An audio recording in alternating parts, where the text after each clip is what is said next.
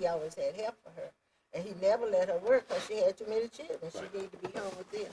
So I've seen her go through the house, whatever she's doing, and would have a spirit, we say a spirit of prayer. She'd be humming and singing. It seems like she was always happy, and I knew she like was. a halo. I come home from school, and she, Jesus, Jesus. Hey, baby, come on in, get you something to eat. We come in and get a snack and homework. And so we had the homework was. Do your homework. So did you go to college? I went to college. Where'd you go? I went to Prairie View. I did graduate study at the University of Arizona while I was teaching there. And she taught at the Indian reservation. One of the experiences I was proud of her. What was that like? Very enjoyable. And I would have stayed longer, but my husband didn't want to stay. I was single when I went. We were engaged, and I got married in October. Came home for the wedding. Everything was planned before I left. Came home, we got married, and I went back, and he went back to Prairie View. And then How'd you get that job teaching Indian? there was a co-worker, before I started teaching there, I was working at Parker. And there was a co-worker that was going to do that. And they told me about it, and so I didn't think an awful lot about it, but I took the test. I did the application and took the test. And I passed, and I thought, well, this would be a good step since it was hard to get a teaching job when I first got out of school. So I didn't want to stay at Parkland and continue to work, even though I worked with polio kids, and that was kind of rewarding. I liked helping them. But, and so I decided, I'm covering my mouth. Okay. So that's how, after I passed and they hired me, I went on to it, and I was glad I did. In fact, Edward went 1 year, you know. Did he? The second year. Now, where was this? The first school was at Clagato, Arizona. Right. And when did you go to New Mexico? Seemed like you was in New Mexico, too. It is, it's like across the street. Oh, okay. The headquarters is in Gallup, New Mexico. Okay. You know that. Okay, so the school that I was sent to was Clagato, Arizona, just a few miles from Gallup. And Edward came that year because it was such a shortage of teachers. Right. And so my consultant lived next door to me. And I told him, oh, my husband is still in school. He's finishing this year. So they asked me to call him and see if he would be willing to take the job. It was like down the mountain, 15 miles from where I was. I got a big question to ask you. And it seems to me that we have Indian in our blood, in our DNA. I'd like for you to talk about the My mother's grandmother was full-blood Indian. And so Cherokee? Well, that's what I was told, Cherokee. You the one that said you found out that it was Blackfeet. Blackfeet, that's but, right. Neaul said it's Cherokee. Yeah. So I haven't been able to research to We find need out. to center in on that. But didn't you being 116? I was that made me 1/8. 1/8. If, I think now, let me see. Yeah, because that was one reason I got priority over some people. So a lot of people had applied for the job, but they gave you priority. That's understood. If you have any drop of Indian blood in you. Well, I want you to say this so. Okay, let me think now. Great granny. Her name was Jimmy Jenny.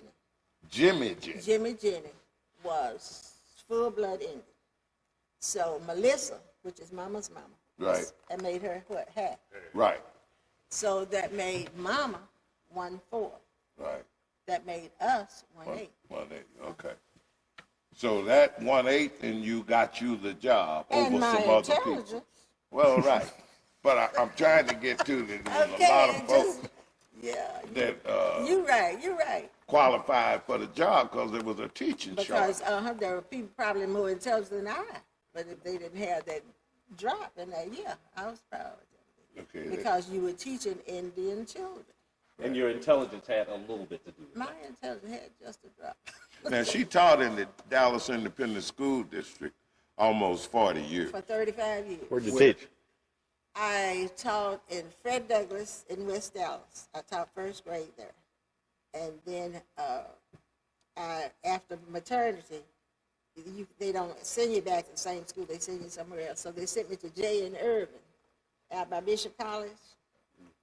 And that was a 12th grade school then. And so I taught first grade there. And I'm an art minor. They needed an art teacher, so I decided I wanted to leave the first grade, and so I taught art. Okay, they needed a 6th grade teacher. I was qualified to teach 6th grade, so I taught 6th grade. I taught 8th grade, language arts, math. You know how the word escapes me now. But I taught that. I taught math, social studies, language arts. Then the 9th, they took the 12th, they took the 10th, 11th. Yeah, 10th, 11th, and 12th away. So the 9th grade was there. I decided I wanted to teach the 9th grade art. That was really one of my favorites. The 9th grade kids are mature enough to really be taught, you know. So I like that. Then they took the 9th grade away. I taught 8th grade. And the teachers, many of them wanted to leave and go with the kids. I did too, but I let my principal talk me in the stand, because by then I was teaching kids of the kids that I had taught. And I had a pretty good reputation there. So he talked me in the stand. So I stayed and until I had been there 30 years. So you finished at J.N. Irvin?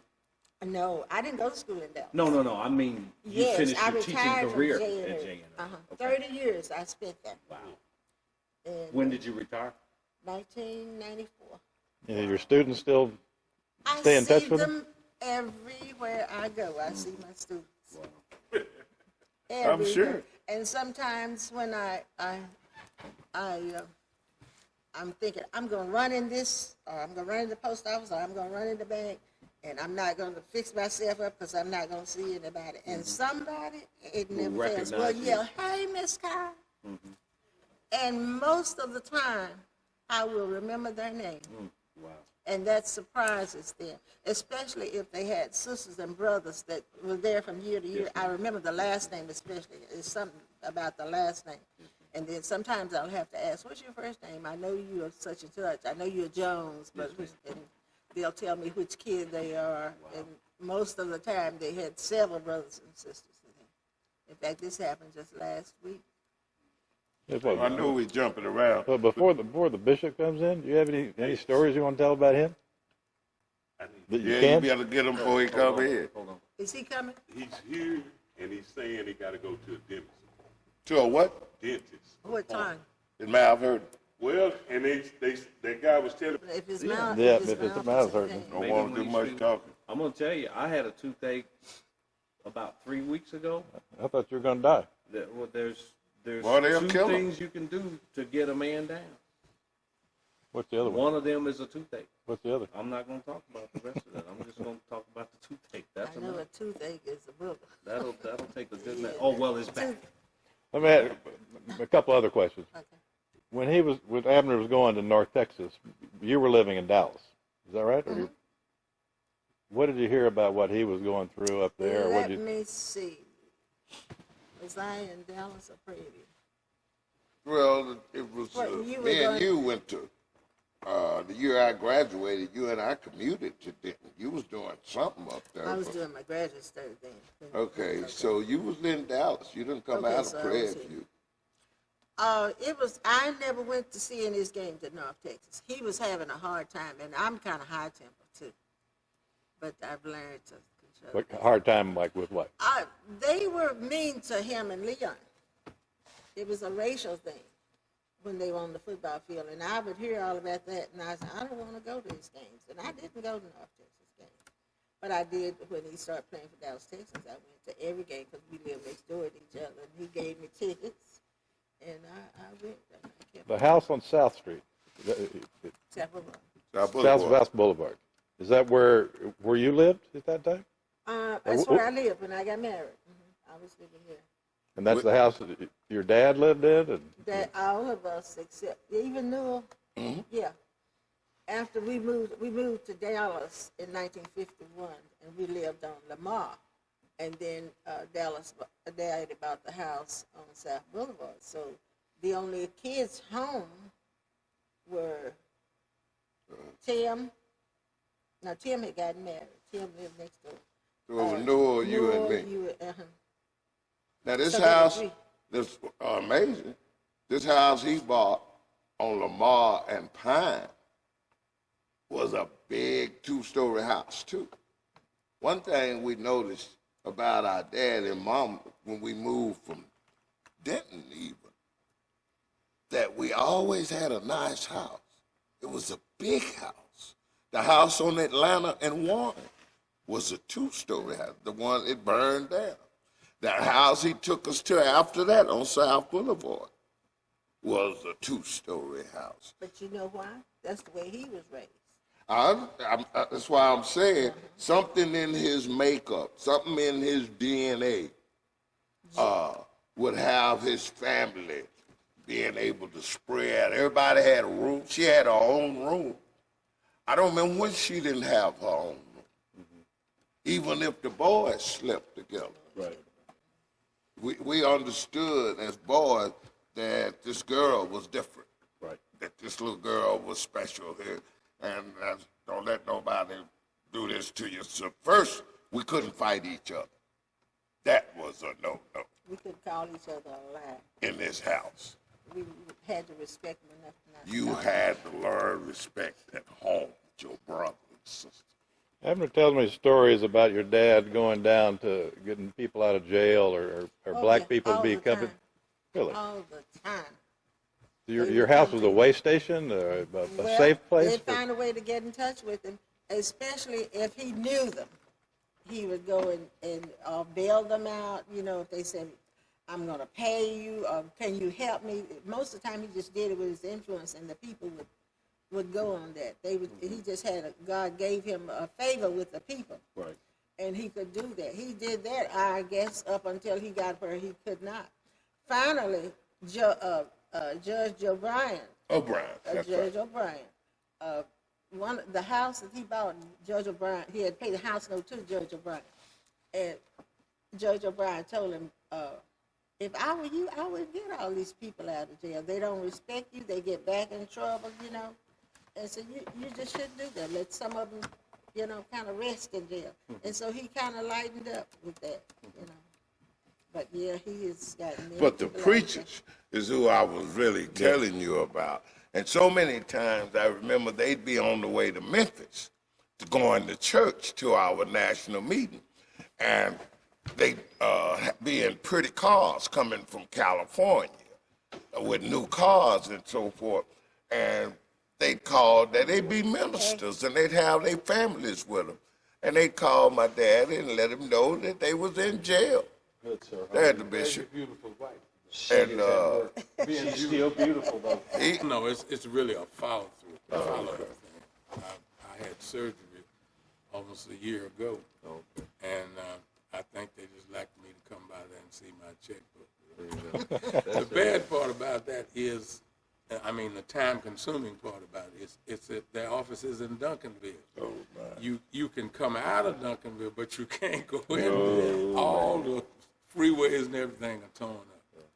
So if you taking pictures, you just yeah, well, they Well, got I'm- you. Just keep Somebody asked you talking. I'm after just- church what? That works. Y'all Somebody sitting asked you by. after church what? after church said, Bishop, you introduced that young lady and said she was beautiful. Said, you just know folk from everywhere. I said, isn't she beautiful? You don't have to know previously to know First that. time I ever saw her. But she is beautiful. She is a beautiful. And then While I got inside y'all and out. sitting there, I done told them so many stories about how you went to Lexington, Mississippi, or Saints Industrial, we used to call it, and how when you came back, you was a different fellow. Do you Well- remember any of that, what they did to you? My mother and father, particularly my father, always, every one of his children was special to him. He knew what Maxine was about, what Neaul was about, and they always, where I was concerned, felt like that I had a religious innermost being that the other kids didn't have. My oldest brother was interested in being a doctor, and Sam was a football star, All-American, Football, baseball. Baseball, he played in the Brooklyn Dodgers organization. Right. All right, when we started, I must have been about 13, maybe 14, and I was the one who went to church most.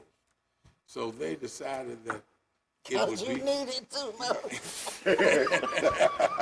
I knew it was gonna come out if I got them together.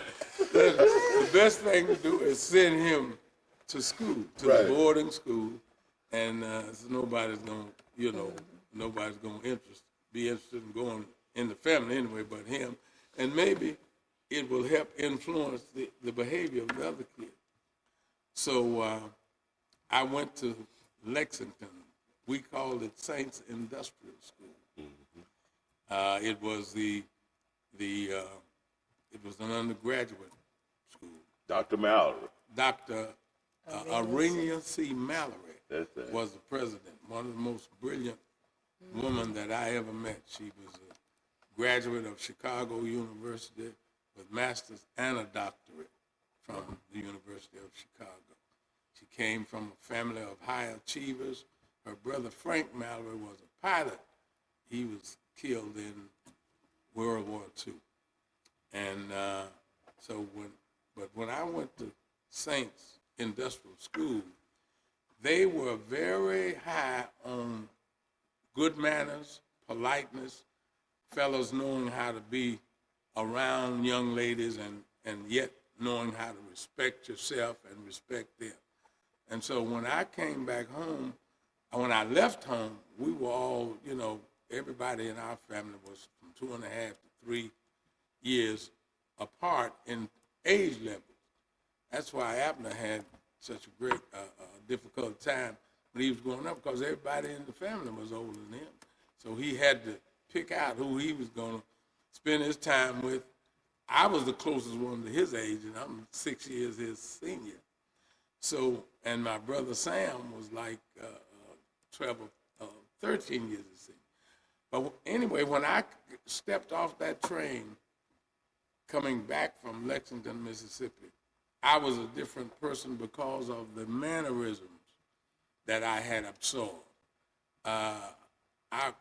If there was a young lady or a woman in presence in our presence, we definitely gave attention to her. I opened the doors for anybody getting in a car. A woman, when we were going into a building, I rushed to open the door. I pulled the chair out when we were seated to eat. And these things, little things, seemingly, to the family, and they were, but it made me a different person in terms of my relationship with other persons. I told my daughters yesterday, they helped me in my finances because they're both grown now, and whatever you are and whatever you have, your family is, you has to be involved. But I told them it does not matter how much money you have. It doesn't matter how much education you have. The thing that endears you to other people is your lifestyle. It's your style, the way you handle yourself, the way you do things. Even if you are all-pro athlete, people relate to you because of the way that you relate to them. So that's the way I became sensitive to my surroundings when I was in Lexington, Mississippi. I have a question for you. Abner and I were talking yesterday, and he mentioned your great-grandfather. Not grandfather in July? Is it great or great? mentioned Grandfather. He knew July. Well, he mentioned that he went to college, Wiley He's a College. teacher. And I told Abner yesterday, I said, I'm a bird dog. You give me a hint of some little story, I'm going to chase it to find out. So I talked to the president's office at Wiley yesterday. Did you? And first I was amazed when I went onto their site that there was a movie made about a professor there called The Great Debaters. You familiar with this story? Sure. Yeah, I heard about that. His So son taught it. I called Everett up. I said, I must live in a cocoon. I don't know anything about these stories. In July I went there. Well, How did that work out, or how did? but my father, of course, his name was July Haynes because he was born on the 1st of July. My grandfather. And when we knew Grandpa, we called him, he would always be trying to come to our rescue. If my mother or my father was whipping me, Grandpa would come from across the street, and we said, "Hey, Mommy, here come Grandpa. You got to stop hitting me." And he would stop them. That's the way grandfathers were. But we admired him because he was an elegant man. You never, if he was in bed, you never saw him, dressed in any way except he was supposed to be. He wore his pajamas and robe. When he came, we went and knocked on his door if he was in bed or not feeling well. When he walked, everybody in the entrance knew that was July Haynes. He walked with his head up and his chest out, and I never saw him stumble. Did he ever talk about Isaac or his dad? No. If he did with the older members of the family. We were trying to figure out that Abner's shared his book with me, and we're going over it, that Isaac left South Carolina in 1860. And my team, Everett and others, are going, okay, what was going on in South Carolina in 1860? Beginning of the Civil War, you're right there at the edge. How did Isaac get a ticket out of town? And how did he maneuver himself? I don't know how Grandpa Isaac did that, but the Hayneses, from my relationship with Grandpa July and my own father, these people were believers in whatever they felt like they wanted to do, they could do. When my grandfather graduated from college, we didn't know anybody but him that had gone to college. There weren't that many African Americans who went to college, let alone graduated. And he was the chairman of the trustee board or the school board. In those days, schools were segregated, so they had a black school superintendent. His name was July Haynes. That's right.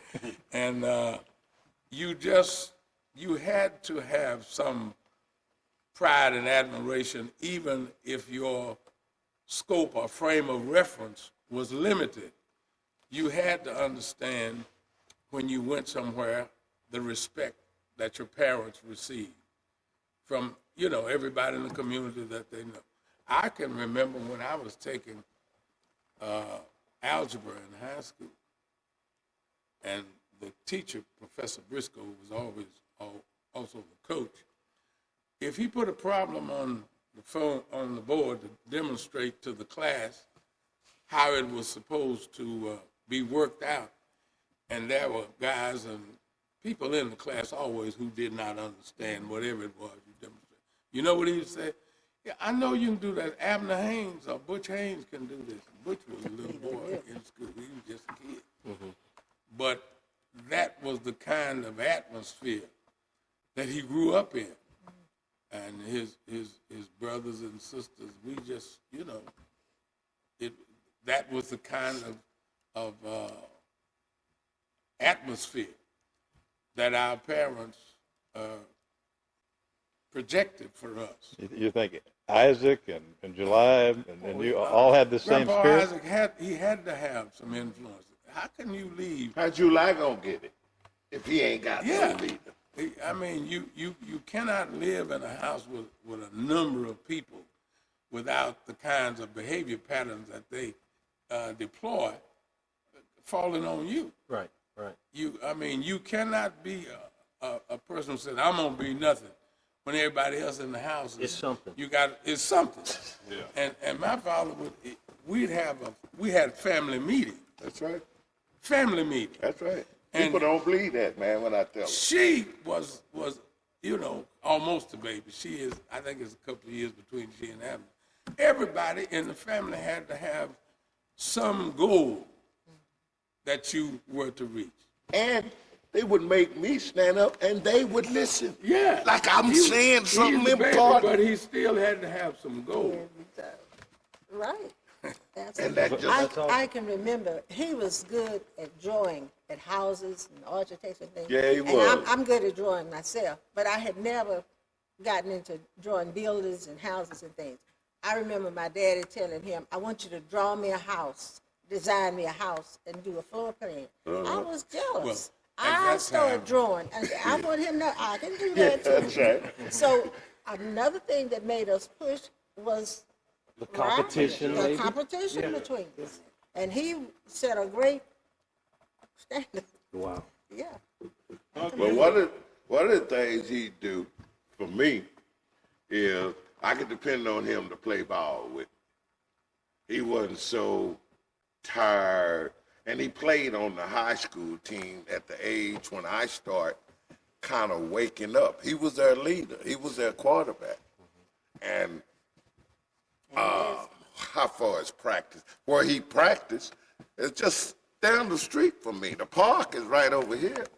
And so I can go watch my brother practice every day. And I've been watching Tim, all of them that I could remember come before him. But he fit me just perfect. And we all had aspirations for him. We knew he was going to be something special. He was brilliant. Okay, we just didn't know what. But he could draw. He was one of the greatest speakers that ever came through Denton. Yeah. He was the valedictorian of his class, even. And so we were so proud of him. He even figured out a school that was integrated he could go to in Denver. And it wasn't that, I remember at the family, it ain't that far away. And I can go to the University of Denver and get home. There was a train that would go to Denton, to Denver, literally. And it was amazing. I'm sitting up watching. I remember his little corduroy red jacket when he was trying to dress up in the little plaid tie. And we were so proud of him because somebody from Denton was doing something, but nobody black doing nothing in Denton that we could see. Right, right. And then he'd bring his books home with him, where he'd show me, this is his picture doing stuff with kids. And it just messed. That's why I started playing tennis, because of him. Did you tell him that you were an art teacher when you were? What do you think is the biggest difference when you all were growing up versus kids that are growing up now? The family relationship. My father and mother, they were successful in what they did. He was a bishop too. And I mean, in those days, you didn't get to be a bishop. Or he was a superintendent first. That's it. Right. And you didn't even get to be a superintendent unless you was like super special. Right. And he had the largest district in Texas. He had like 40 churches, which there were jurisdictions or dioceses in other states that didn't have 40 churches in the whole state. Right. And he had that many in his. He was the chairman of the Elders Council, so he had all kinds of things to relate to for the success or for the attempt at what he wanted to do. And He was an overseer, whatever that is. overseer, and then he became bishop. I have been blessed now to be the bishop of the largest, in fact, the largest ecclesiastical jurisdiction in the Church of God in Christ. We got like 6 million people. Wow. And we got, well, I said we had like 140 churches in Haiti. I was in Haiti last year, and the earthquake has diminished a number of them. But our first contribution to Haiti following the earthquake was over $1 million. Wow. We sent $27,000 from here. Wow. But, and I guess I'm going to have to get out of here because I don't want that later. How'd y'all get this church? How'd your daddy get this church? he had bought 10 acres of property on Luke 12. Loop 12. And I was on the trustee board, the youngest member of the trustee board. And he kept talking about how he wanted his church before he went to sleep. And he was in his, mid-70s then. And so it kept ringing in my head, wouldn't it be something special if we found a building that could house our convention and do what he wanted to do, and that meant we would be able to occupy it immediately. And so from day one, I guess from day one, but from time to time, I would drive all through Oak Cliff. And I saw this church, but it didn't have a for sale sign on it. And I said to myself, that church is big enough to do what we want. I went to the bank one day to make a deposit, and one of the bankers one of the trustees at the bank, he was a trustee at the bank, at the Oak Cliff Bank. Over on Zings. Huh? Over on Zings. Yes. Yeah, I remember Oak Cliff. Zings and what, it's on Zings. Zing and 12th? Right, Zings and 12. Yes, sir. And anyway, the officer at the bank and I knew each other, and when you know people, you talk about things, your family, what have you. And so I told him, he asked, how you doing, Reverend Haynes? I said, I'm doing okay. I said, I'm trying to find a place for my father's jurisdiction to worship. And I told him, we had a number of over 300 churches. So he said, we have a church, and we're going to sell. And I said, well, I've looked at all the churches in Oak Cliff, and I haven't seen anything that was large enough except this church and the church down where was Apostle Murray brought. Right there on Ann Arbor. We used to Ann be Arbor First and the Baptist. freeway. And the minister was very well known. He was Caucasian, but he was Pentecostal, and he was very respected by all races. So anyway, when I mentioned that to him, he said, we got a church, we're going to sell it. I said, oh, no, that church is not for sale. It doesn't have a for sale sign. He said, I'm a trustee. The church is up for sale. And I said, I can't believe it. He said, this is the address, and this is the phone number. He said, I'm going to call them and tell them you're going to come by there and look at the church. Wow. They were not even showing the church. There was no sign. So I was very excited. I drove right here. They opened the door so graciously. And when they first took me to the chapel, said, this is basically our wedding chapel. We walked through the fellowship hall, showed me the kitchen and whatever. We remodeled and all that.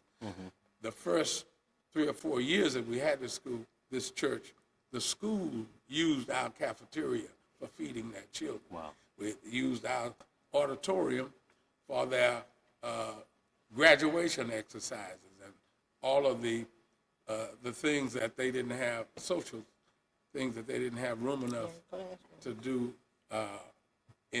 at the school across the street. We let them use our classrooms and whatever.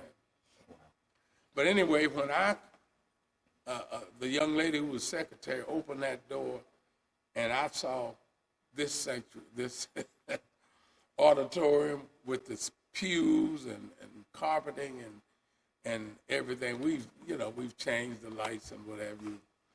But I said, you're gonna sell it? She says it's already up for sale. We just haven't put a sign on it, and we haven't signed the listing, finalized the contract of listing it with a real estate broker. So I was so excited. When after I saw the church, it has baptistry and everything, I jumped in my car and drove to South Dallas. And I told my mother when I got in the house, I was just shaking. And so she said, what's wrong with you? And I told her. She said, well, you need to go tell your father. He's up in his office. And so I went and told him, I said, Papa, Dad, I found a church. It'll do for Saintsville right now. So we can obtain it, and we don't have to wait on what we build on Bronx Street. So he said, oh, ain't no church in Oak Cliff big enough for what we intend. And we've already bought 10 acres. We're going to build Saintsville out there. I said, I wish you would go and take. No, I don't have time. I've been to every one of them churches.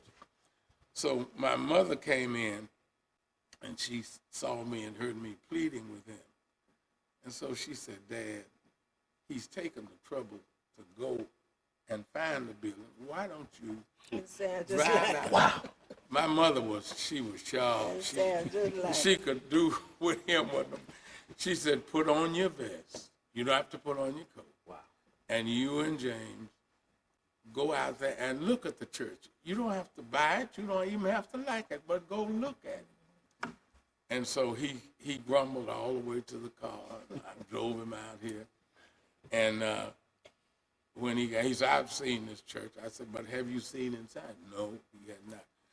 When we knocked on the door and came in, this was a Church of Christ. And the person, they were so gracious and friendly. So they took us through the fellowship hall and to the wedding chapel, even upstairs. They had a music room. We got a music room upstairs that the choir uses for conventions when it overflows the other one. And a band room and all, just everything that you would want if you were going to build the church and had the money to do so. So after the members had shown us all of the rest of the church, I said, now take him to the auditorium. And he came, the young man who was guiding us, opened the door and said, I understand you're a bishop. And my father said, yes. He said, well, Bishop, this is your palace right here. And when my father stepped inside that door and he looked, I have never seen him so impressed with anything. He looked all around, and I think he counted the lights in the ceiling. But he just stood there for, 2 minutes without saying a word. And finally he looked at me. He didn't say anything to the other guy. He looked at me and said, this is it. What year is that? In 70, must have been 70. 34? 72. No, it wasn't that far down. Because we acquired the property, let me see. No, I came here in 79. You're right, it was farther back than that. I did have a copy of the contract if you need it. I got to jump you around. There was a black man in Denton. You mentioned Coach Briscoe. He was before Coach Briscoe. Mr. Miller, Tennyson Miller. Talk about Tennyson Miller. Alfred Tennyson Miller. Yes, sir. A.T. Miller, we call him. We just call him Professor Miller. Yes, sir. Dr. Miller was probably the most intelligent person in terms of native intelligence that I had met, especially when I was going to school. We all honored him and looked to him like that. When he was called to Dallas to come and register for World War II, they gave you a test. He scored the highest test of any person who had taken the test. Had taken the test.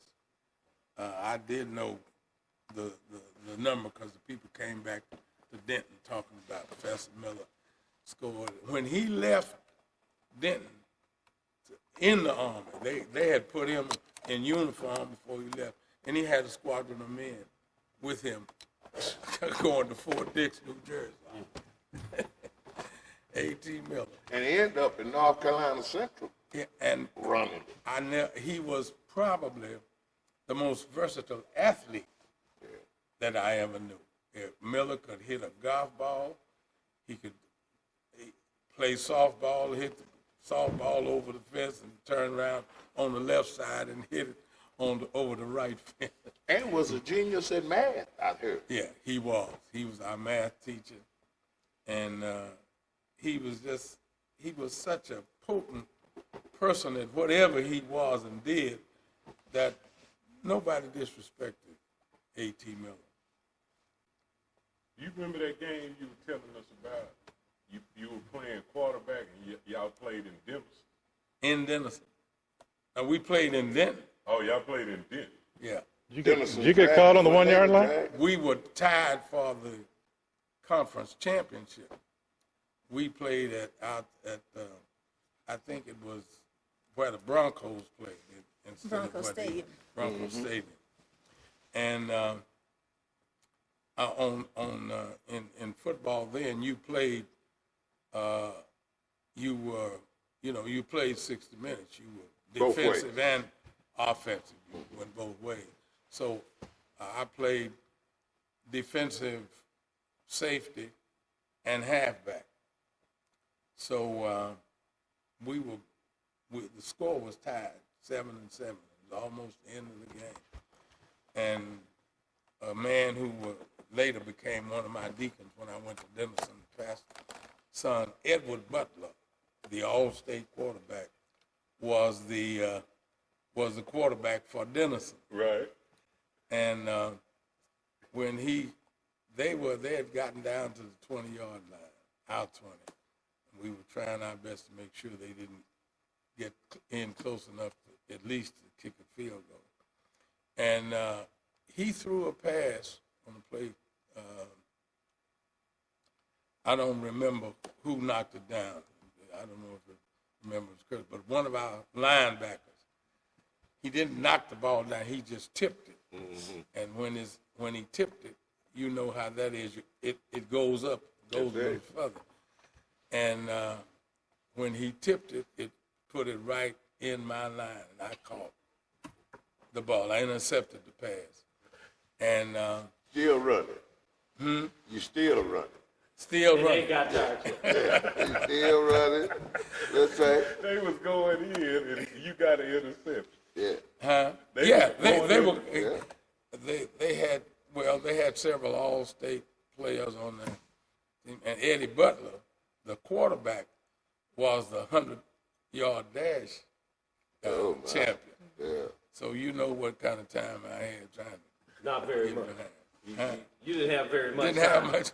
But the point also, that this comes to my mind, all of my older brothers and sisters participated in athletics in school. They were good students. She played basketball. She was a good basketball player. They didn't like, she'd wear them long shorts. They didn't let girls wear, what you call that? Short shorts. Short shorts. But I went and saw every game she ever played. And she'd be mad all the time. I'm going to have to leave.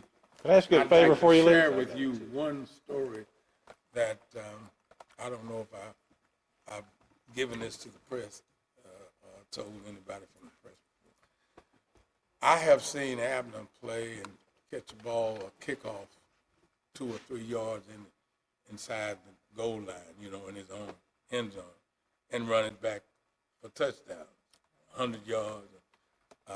In fact, one day we were at the Cotton Bowl, and I think they were playing New York, and they kicked off to him, and he ran the ball back for a touchdown. They called it back on a clipping penalty, and they kicked it off again, and he ran Get back again. He ran it back again. That's in the.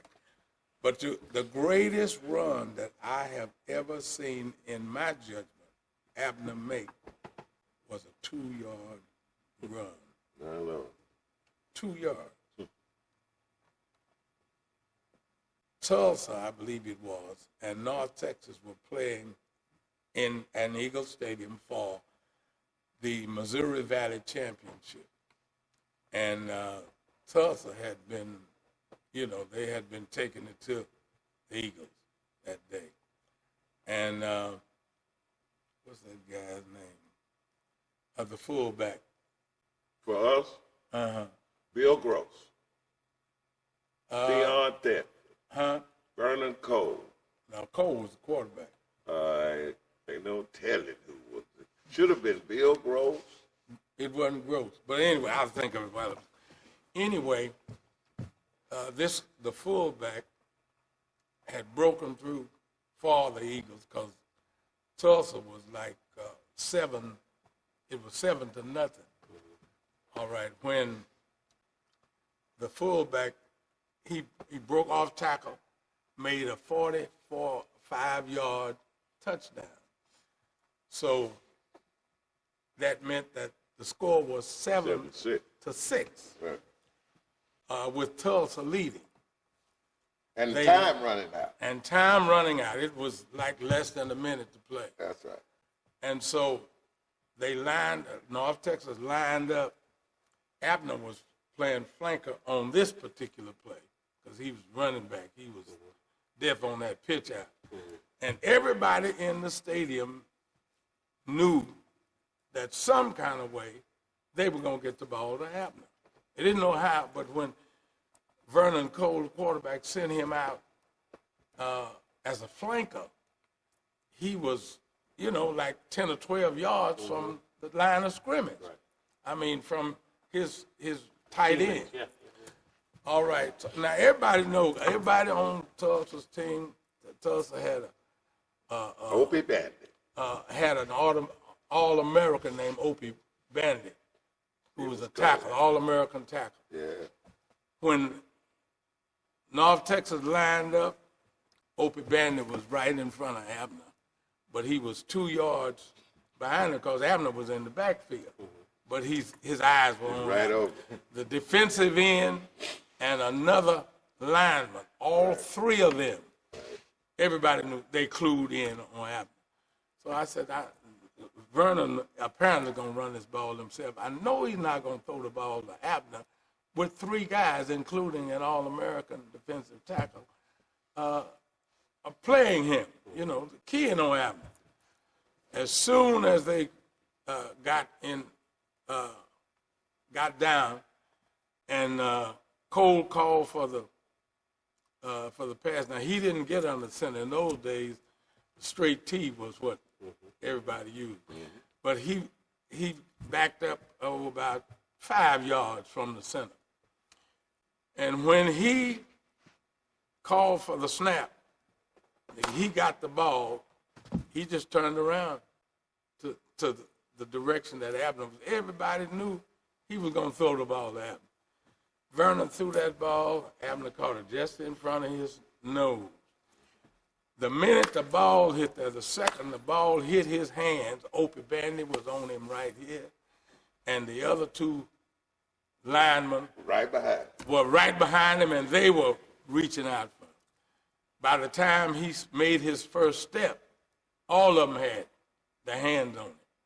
Some kind of way, Abner ran and bowed his head and just kept running and did not stop until he was in the end zone. Now, according to the distance, it was a 2-yard run because they put you 2 yards from the extra point, but he had at least 3 yards behind the line. Right. That's right. So actually, the 2 yards was 5. I have seen him. I saw him make 5 touchdowns in high school one night. But that to me was the greatest run I ever saw him. It was only 2 yards, according to the record. But but the odds were stacked against him. The odds, man. Ain't nobody would have said, Abner, I'm his brother, and I'm saying he can't do that. That's a sermon right there. Oh, I've mentioned it in the sermon. Before you go, I don't know how I got here and how I met Abner, but I've answered some kind of call. I don't know what that call is. Well, just keep listening.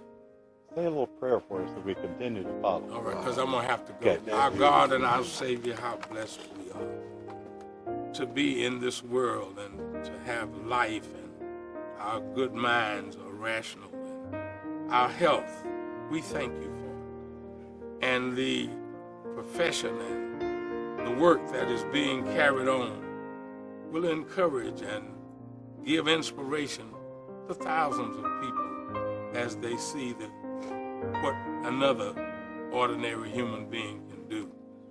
God's help and his ability. We thank you for what you've done and for how this is going to turn out. We expect it to be miraculously beautiful. Thank you for what's already happened and for what's going to happen. In thy name, amen.